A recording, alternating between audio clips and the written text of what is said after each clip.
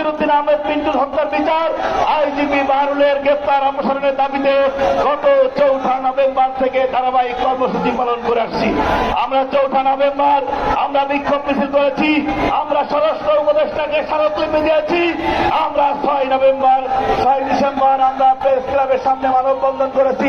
শহীদ পিন্টু স্মৃতি সংসদের ব্যানারে পুরান ঢাকার সর্বস্তরের জনগণ সেখানে অংশ নিয়েছিল। বন্ধুরা, আমরা 7 ডিসেম্বর জাতীয় প্রেস ক্লাবের নিচতলায় শহীদ নাসিরউদ্দিন আহমেদ পিন্টুর সহধর্মিণী নিয়ে পুরান ঢাকাবাসীকে নিয়ে জাতির উদ্দেশ্যে আমরা এই হত্যাকাণ্ডের বিচার, আইজিপি বাহারুলের গ্রেফতার অপসারণের দাবিতে আমরা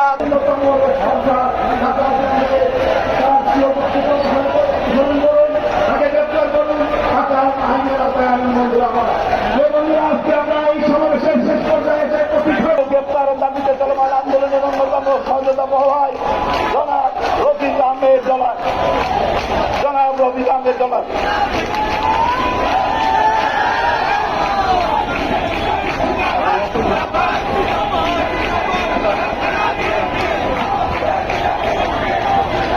বিসমিল্লাহির রহমানির রহিম।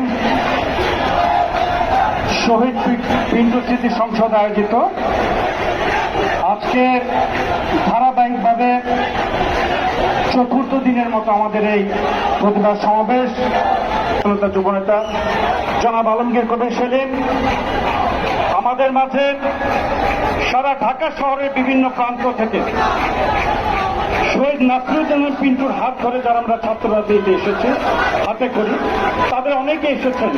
আমি এখান থেকে দেখতে পাচ্ছি আমাদের শরীফউদ্দিন জুয়েল তিতুমি কলেজের সাবেক ছাত্রদল নেতা ধীরে ধীরে মাঠ পর্যায় থেকে উঠে এসেছে। আজকে আলহামদুলিল্লাহ অনেক বড় নেতা যুব দলের। শরীফউদ্দিন জুয়েলকে ধন্যবাদ। উপস্থিত রয়েছেন ঢাকা লালবাগ কামরাঙ্গীরচর আরেক কৃতি সন্তান সাবেক ছাত্র নেতা, অত্যন্ত বিনয়ী এবং দক্ষ সংগঠক, যুবদল ঢাকা মহানগর দক্ষিণের সিনিয়র যুগ্ম আহ্বায়ক জনাব আব্দুল গাফফার, আমার খুব স্নেহভাজন ছোট ভাই আইনজ্ঞ অ্যাডভোকেট সুহাগ।